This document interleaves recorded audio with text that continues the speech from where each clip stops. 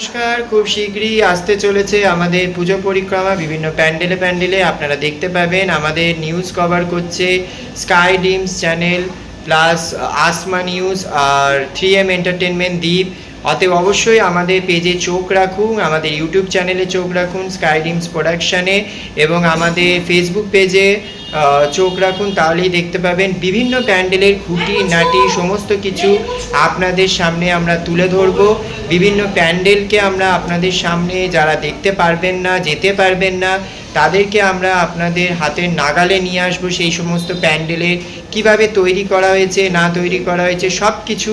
অতএব চোখ রাখুন পুজো পরিক্রমার দিকে। পুজো পরিক্রমা 2024 আমাদের খুব শীঘ্রই আসতে চলেছে। Thank you so much.